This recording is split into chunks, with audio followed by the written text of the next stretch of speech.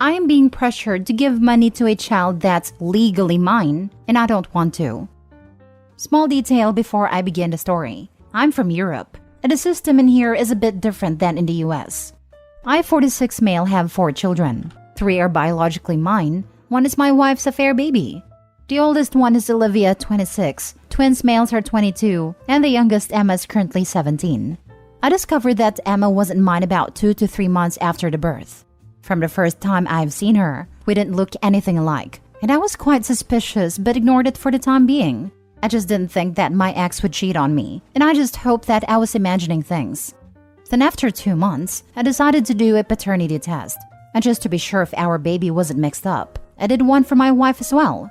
The results arrived after a few weeks, and not surprisingly, the kid isn't mine, and there was no baby mix-up. I filed for divorce shortly after. The divorce was long, expensive, and ugly, but at the end I got 50-50 custody for the twins and Olivia. As for the youngest, I had to pay child support. I tried to fight it with evidence that the kid wasn't mine, but the court verdict was that she was legally mine, so I had to pay it, unless the father of the youngest would show up and take responsibility. My ex absolutely refused to tell anyone who the father was, and claimed it was just a few nightstands and doesn't know who the guy is. As a result, I'm stuck paying child support for 18 years.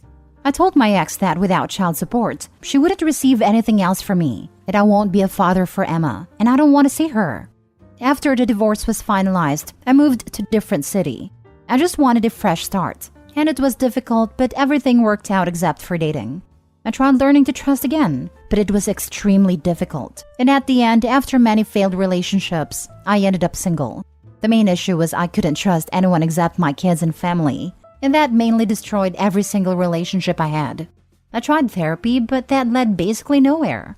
After a few years, when Olivia was 14, she got in a huge fight with my ex and decided to live with me.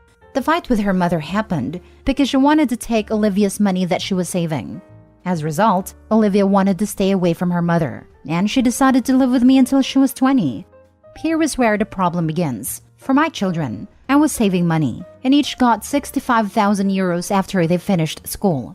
I tried to teach them to not waste money and invest, but at the end it was up to them. Fortunately, they invested the money smartly and are currently living independently.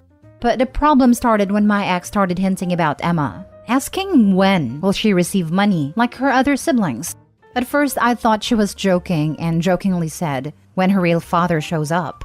She got extremely angry and started yelling about how bad a father I am, and that joke was inappropriate.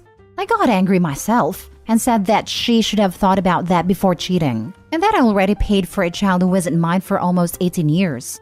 At the end, I blocked her number and went about my day. That evening, Emma called me and asked why she won't receive anything. I politely said that she knows that she isn't my child. She got angry, yelled that this wasn't fair, and hung up. My ex keeps calling with different numbers and keep yelling what a bad person I am. I can afford it. Obviously, it would leave a dent in my savings, but at the same time, I don't want to do it. Me and Emma never had a relationship. Maybe we would speak 2 or 3 times a year. But at the same time, I feel guilty for excluding and punishing her for what my ex did. Now for the top comments. If the kid is 17 already, wouldn't that mean you only have 1 more year to pay support for Emma? Or are you saying you need to pay child support for Emma until she's 35? The remaining time is less than a year. No, my ex just wants to get more money from me, and that's probably it. Pay until the end. Keep them locked. Tell Emma to find her bio father. And finally, move on. And when she finds her bio dad, sue him and the ex. I won't achieve anything with that. Even if the father appears now and admits everything, I wouldn't get any compensation for those years. It's best to just let go. What happened already happened. You have paid a child support that was court-ordered for a child that biologically isn't yours. You have made those payments in full. That is the end of your obligation to that child. Your ex decided to cheat and not go after the bio dad for child support, etc. I'm sorry, but you don't owe that child anything else. You didn't raise her. You were just forced to pay for them. Your ex can give them some money. Keep your money and use it for your retirement or for your future grandchildren. Totally agree with this. I would even go as far as to add up all the child support payments you had to make and show the total amount to both of them. I'm going to guess it's a whole hell of a lot more than 65k in euros. Reckon what her approach would have been had the roles been reversed. She has to understand she's being obtuse and greedy. I'm sure if Opie brought home an affair baby, she would be ever so gracious. She's even grosser not disclosing her dad to her and dragging her into her messy drama. What a mother. Not your child, not your problem. It's bad enough you had to pay child support for 18 years. It's the mother's fault for never trying to find her real father. Oh, I think the mother knew all along who the father was. Next story. My wife has been cheating on me for a year. I plan to divorce her as soon as our child is in childcare. My wife and I have been married for 5 years, and our child was born just over a year ago. I thought we were happy, but my wife became distant soon after. She stopped being interested in intimacy, stopped showing any affection towards me. She seemed to enjoy spending time with me less and less with each passing week and month. I have tried talking to her about it, but she has blocked any effort from me. I wasn't able to reach her. Then about 3 months ago, I saw a notification on her phone. I wasn't snooping, I just wanted to pause the music she had playing. But there it was. Can't wait to see you tonight. I've been hard all day. It was a text from her male best friend. My heart skipped a few beats. I started to look through her phone and found loads of texts going back months. Nude pictures, dirty talk, everything. I wanted to throw up. Apparently, they started getting closer a few weeks after the child was born and started sleeping together around 3 months after the birth. All those nights she went out with her girlfriends, she actually spent at his house. I wanted to confront her, to leave her and be done with her. But we have a child that needs us. I knew I couldn't take care of a child alone, at least not until he would go to kindergarten. And I knew she certainly could not take care of him alone. Besides, I couldn't ever stand being apart from my little boy. So I made a plan. I collected as much evidence as possible and kept my mouth shut. I stopped trying to get closer to her, keep my head down, and just take care of our child with all my heart. But the moment he is settled in at kindergarten when he is 2 years old, I'll divorce my wife and try to get custody of my boy. And that is my situation. I've got to endure a bit more than a year of this broken marriage, pretend that I don't know what she is doing, and keep things civil. There is no one in my life I can talk to about this. I cry myself to sleep when she is out with the girls, knowing what she is actually doing. I gotta stay strong for my boy. I love you, little one. Edit, since everyone in the comments is telling me to get a paternity test, thank you for your advice. I already did. He is my child. Talk to an attorney and make your exit plan. Right here. Waiting a year is too long. Kindergarten isn't the only childcare option out there for toddlers. I'm guessing your wife isn't just carrying on an affair, but making her own exit plan. As crappy as it sounds, like you are trying to win the divorce, you want to do everything you can to have a leg up in all court proceedings moving forward, and talking to an attorney immediately will best position you. If she initiates first, she could claim that the two of you had discussed ending the relationship already before she started seeing her friend. Would still qualify as adultery, but put her in a much better light in court, especially if she can prove you were aware of the affair and didn't do anything. Yeah, she definitely is making an exit plan if it's been going on this long. She's probably waiting 6 more months and then giving divorce papers to OP. She's not waiting till this kid is in kindergarten. What will you do if she and her affair partner decide they want to get together before this year timeline is up? She might go for emergency full custody, and then you miserably waited for nothing. Also, be mindful of her friends trying to either support you, as some of them definitely knew what she was doing. Or gaslight you that her friendship with the guy was platonic. You will get a lot of lies and a range of emotions from her once you confront her. Be prepared. There is no way all the evidence I have can be discarded. I know what she is doing, and she is not being very clever about it. Most of our friends are actually her friends. I am not a very outgoing guy, and had not a lot of friends before meeting her. So I'm fully prepared to be on my own once things come out.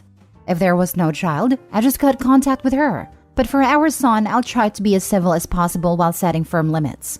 Our child needs his mom. Edit 2. Thank you all so much for your feedback and suggestions. To clarify a few things, as I already said yesterday, I had a paternity test done to make sure the kid is mine. He is. But it would not have changed anything for me anyway, at least not how I feel about him. I am talking to an attorney.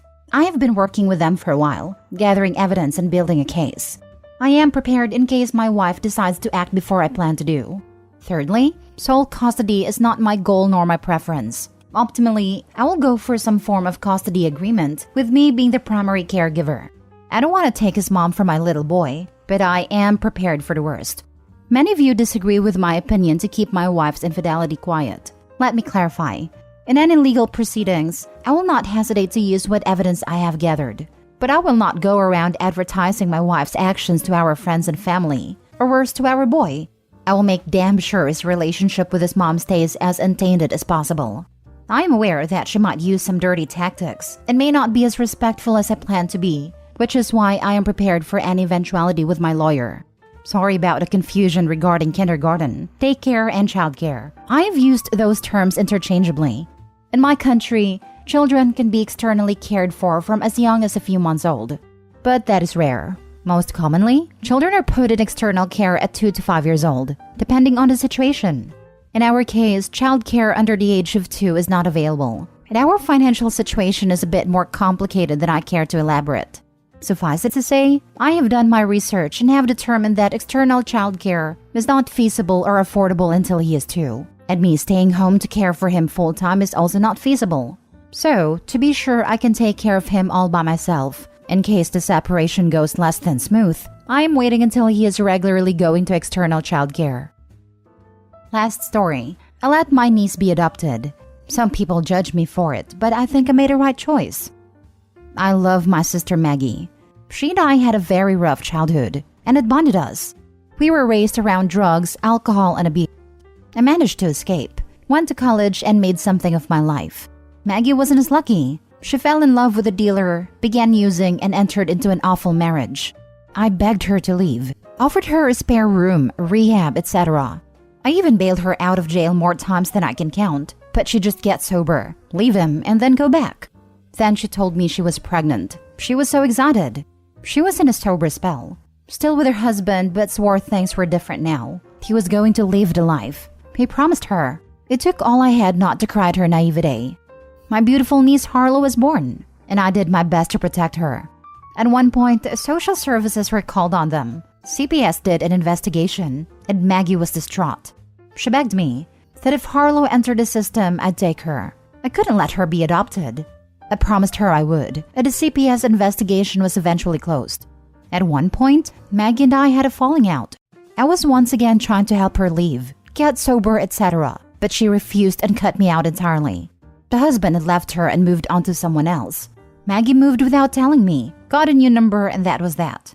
I was distraught. 3 years later, I got a call that my sister was gone. Coke overdose. I immediately asked about Harlow, and all they could tell me was that she wasn't there. It took a lot of calls, but I eventually uncovered that Harlow had been taken from Maggie a year and a half prior after she was caught buying substances. Now, according to those who know my sister, she swore up and down that she told them about me and that she wanted her place with me. Social services said they tried to locate me but couldn't. I managed to get visitation with Harlow. By this time, she was 7 years old. I didn't think she'd remember me, but she smiled and ran into my arms for a hug. She said she missed me so much. She told me all about her foster parents, her new house. She was so happy and healthy. I met her foster parents, and they were lovely people. So kind, gracious, and loving. I watched as the dad gave her a piggyback ride to their car. Harlow had a huge smile on her face and was giggling. I realized how happy she was. I had several visits with Harlow. Social services told me I could file for kinship and explain the process. I was all for it and began speaking with my partner about the process. Harlow was turning 8, and we were closing in on her spending nearly 2 years with her foster parents. They invited me and my partner to the birthday party. She had so many friends from school there. She was clearly attached to not only her foster parents, but their families. She had a huge house with a yard. The foster parents had 2 older sons who were so good with her. It was like they were a family. The foster mom told me that prior to me showing up, they planned on adopting Harlow, but understood that she may end up with me. She offered to support me in that, but I could tell it was breaking her heart. So the next visit, I asked Harlow how she'd feel about moving in with me. She got sad and asked about her foster family. She referenced them as mommy and daddy. It was in that moment I knew this was her new family. I asked if she wanted them to be her forever family, and she said yes. So I denied taking on kinship. We have no other family, and her biological father was not interested. I then wrote a letter to the judge blessing the foster parents to adopt Harlow. It wasn't necessary, but I figured I'd try to help as much as possible. 6 months later, Harlow was adopted. Harlow is now 13. I'm still her aunt. Her parents invite me to dinner. I go to birthday parties. They came over to our house on Christmas Eve, and we exchanged presents. Harlow is in therapy for her early years, but is happy now and thriving. Her parents are so loving and caring. Some people in my sister's life have judged me. Maggie wanted her with me after all. My partner's brother was adopted, and he didn't agree with my choice. He feels children should stay with biological families. He has a lot of trauma from his adoption, and he knows Harlow will too. He says one day she may hate me for this. And yet, I'm okay with that. Tearing her from that family would have been so selfish. She's happy and thriving in that home. I feel like she does stay with her biological family by you being in her life. You don't live together, but the fact that you are there for her must make her feel not really abandoned. I think it sounds great. She has so many adults who love her. I wish I had someone outside my family growing up who cared as much as you do. Right? OP is her aunt, and stays her aunt. Nothing is changing that. She still has her relationship with her. Me and my sister had a conversation about what happens to my niece if God forbid both her and her husband died. She said she wanted her daughter to go to her friends and how I felt about it. I said it was the best option, and I'm not hurt at all. I don't have a lot of money. I live in an apartment with roommates because I can't afford to live alone. I'm a chef and requires long hours, working weekends and holidays. And the most important thing, I don't like kids or ever want them. It would be a hard transition for my niece because she doesn't know them as well as me. But long term, it would be best. They have good jobs in the house. If she came with me, I would have to uproot my whole life and would have to do it all on my own. I wouldn't be around much because of work. This scenario is not good for either of us. I would still be in her life if she went to my sister's friends, but me taking kinship of her would be a bad decision for me. And more importantly, her.